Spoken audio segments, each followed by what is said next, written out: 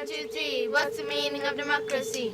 1, 2, 1, 2, 3, what's the meaning of democracy? I was just a little girl, but I remember those eyes that followed me everywhere I went. Jomo Kenyatta was the first president of independent Kenya. My mother and father said he was the one who saved us from the colonialists. C-O-L-O-N-I-A-L-I-S-T-S, colonialists. Some kids in school said he was bad. I told them they were lying. You don't kill people when you're the father of a nation. Fathers are nice. Fathers don't kill people.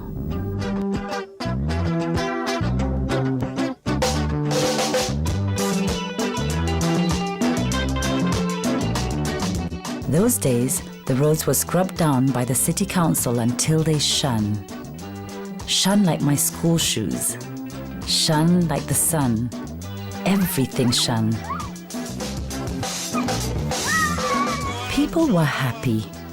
A car jack was the thing you used to fix a tire.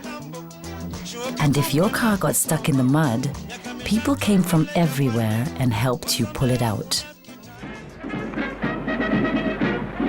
I pledge my loyalty to the President and the nation of Kenya, my readiness and duty to defend the flag of our republic, my devotion to the words of our national anthem, my life, strength and service in the task of nation building, in the living spirit embodied in our national motto, Harambee. Then, in 1978, Kenyatta died.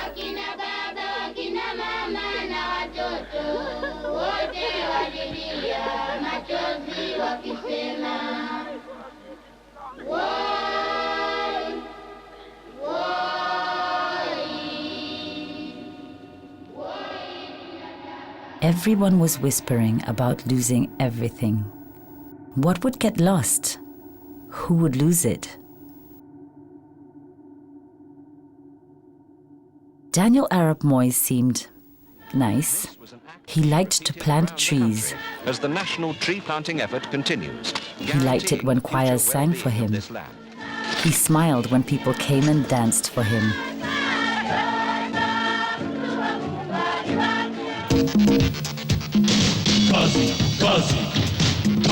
Kazi, Kazi. Work, work.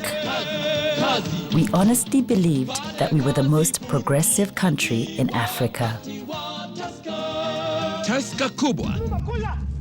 Then the coup came. The Air Force held the country's only radio station for one whole day. My big brother thought it was fun and kept shouting, "There's been a coup d'etat! A coup d'etat!" My mother kept saying, "Be quiet, be quiet," she said. "Shh, be quiet."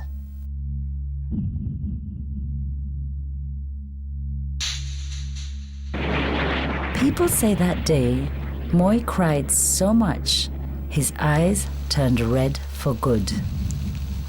And everything changed. Moi began to rule Kenya with an iron fist.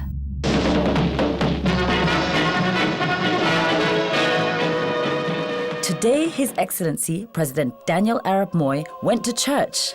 Today, His Excellency President Daniel Arap Moi told the West, opened an agricultural show, warned his political opponents.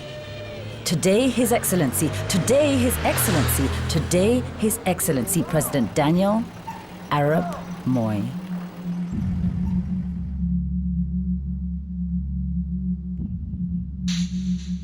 We were told Moi was our mother and our father, Baba na Mama.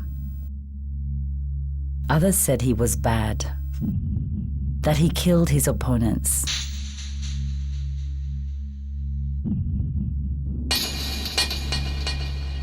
But fathers of nations don't kill people.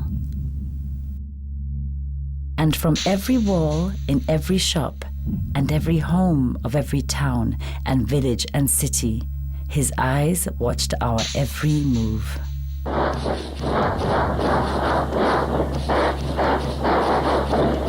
This is what it was like to live under a dictator.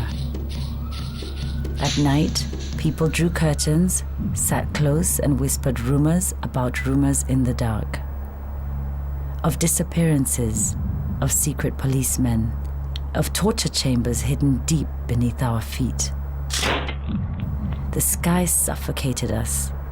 The roads fell apart into potholes as big as craters. On the inside, we rebelled. On the outside, we were silent and sullen. Shh, we said. Shh, be quiet. Opposition grew, and things began to slip from between Moi's fingers, like control of the airwaves. Those were the early 1990s. I was in my 20s and I liked to party. In Kenya, soon the biggest party of all was the multi-party. So dance we did all the way into what we hoped was a new democracy. Moi was finally ousted from power by a candidate fielded by an alliance of oppositionists. And on December 30th, 2002, in what some people went so far as to call the Second Liberation, Mwai Kibaki was sworn in as president.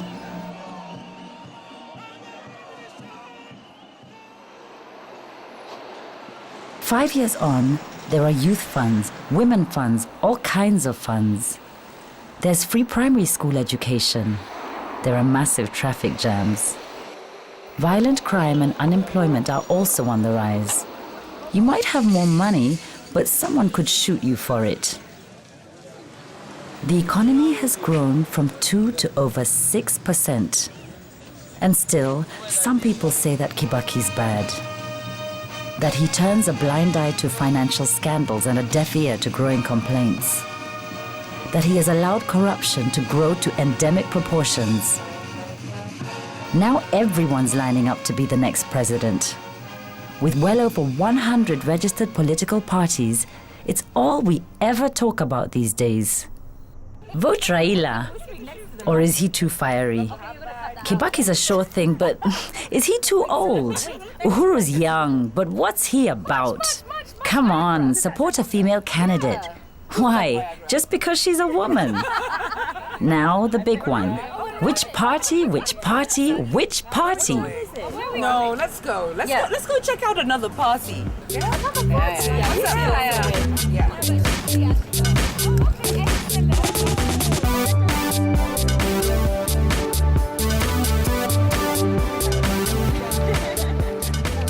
At first, the election seemed like any other. Peaceful, orderly, and democratic, with more young Kenyans voting than ever before. Despite the economic gains made by Mwai Kibaki's ruling party, Raila Odinga's populist movement struck a chord with the masses. They were leading by over 1 million votes. Then, unexpectedly, Kibaki's party suddenly caught up. There are allegations of alteration of figures in Form 6. The opposition alleged rigging. The ruling party claimed a fair win. And the country cracked in half. Na kuitetea katiba ya Kenya kwa mujibu wa sheria iliyowekwa. Ewe Mwenyezi Mungu nisaidie. Mwai Kibaki was sworn into power in a hastily arranged ceremony, and Kenya began to burn.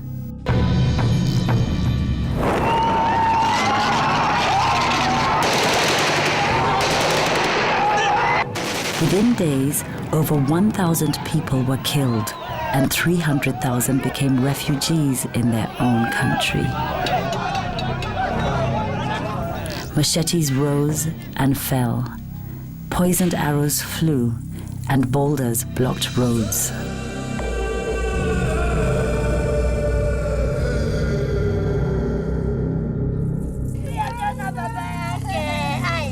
A united Kenya had become a fragmented one, And with this, the economy ground to a halt.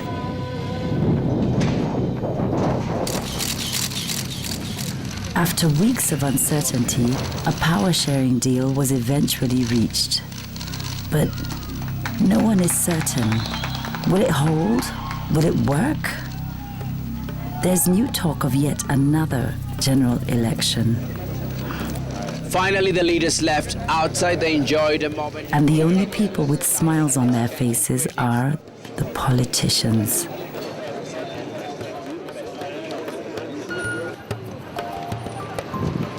On election day, 11 million Kenyans queued peacefully to vote. Many now say they will never vote again. What is democracy? Do we even want it anymore? What's the meaning of democracy? 1, 2, 1, 2, 3. What's the meaning of democracy? 1, 2, 1, 2, 3. What's the meaning of democracy? 1, 2, 1, 2, 3. What's the meaning of democracy? 1, 2, 1, 2, 3. What's the meaning of democracy? 1, 2, 1, 2, 3. What's the meaning of democracy?